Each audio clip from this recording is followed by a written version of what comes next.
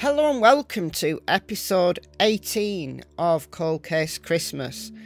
In this episode, we're going to look at the case of a Belgian backpacker who went missing in Byron Bay, South Australia in May 2019.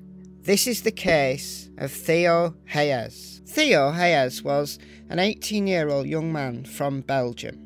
He arrived in Australia in late 2018 on a working holiday visa, and just a week before he was due to fly home to Belgium, he disappeared. On June 6th, 2019, his family called New South Wales Police, concerned about his lack of contact. He'd been staying at the Wake Up hostel, and they'd also called the cops because he'd failed to check out. All his stuff, including his passport, was still in his room. Little did anybody know how serious this was. Australian police did what they could. They conducted searches with helicopters, drones, cadaver dogs, all the usual stuff, tracker dogs, divers, rock climbers. They tried everything. Theo's parents flew to Australia from Belgium to join the search. Now, although the police did what they could, the family felt that they didn't really take it seriously enough. You know, a young man is a backpacker, maybe he's just, I don't know, gone off to another part of Australia, he's left his stuff behind, but his family knew that something really serious was wrong. He was due to fly home. It wasn't like him not to be in contact with anybody. If he decided to extend his stay or go somewhere else, he would just have told them. So Theo's family took it upon themselves to begin their own investigation, and they used his GPS on his phone to track him, and they were able to piece together the last movements before he disappeared. So he was last sighted leaving Cheeky Monkey's bar in Byron Bay at approximately 11 p.m. on the 31st of May 2019. He was seen on CCTV. He left the bar in one piece. The police were able to communicate with the message platform WhatsApp because Theo had been WhatsApping his friends. And although WhatsApp, the company, cooperated, they weren't able to get too much from it because WhatsApp's encryption. So it was really the GPS that came through. So they were able to track him going in the opposite direction than his hostel, which didn't make any sense.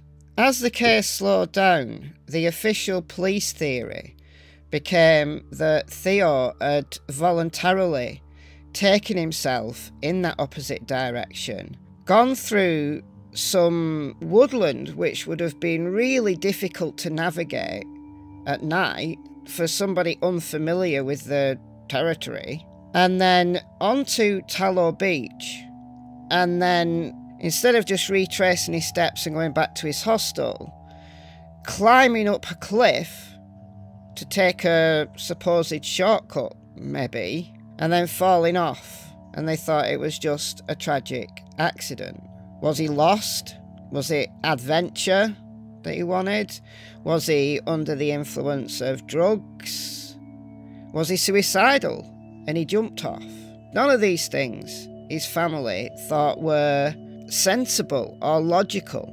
And 60 Minutes Australia did a great show on this. I'll leave a link to that in the description box. It's well worth a watch if you want to know more about this case. But that was that, until just 2 months ago, when a coroner finally gave a verdict on Theo Hayez's cause and manner of death.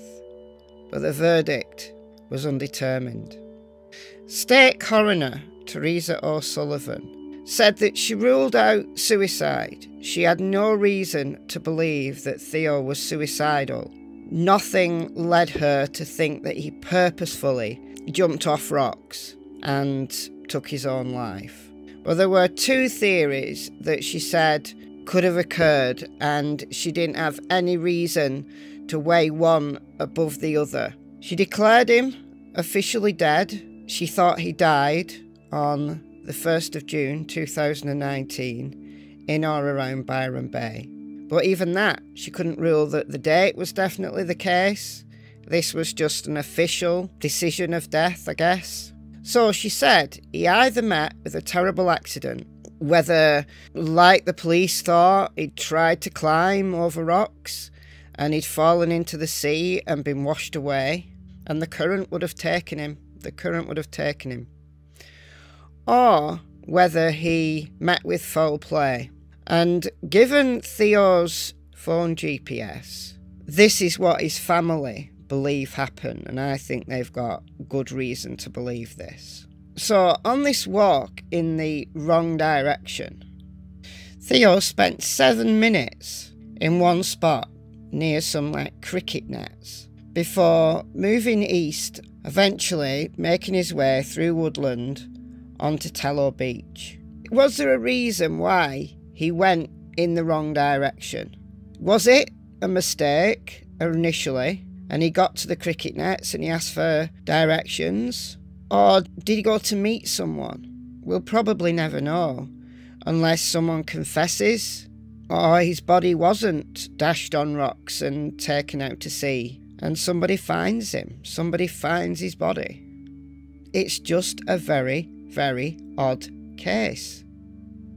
Very odd case. Let me know what you think about this case in the comments below. And I'll see you very soon in the next episode of Cold Case Christmas. Bye guys.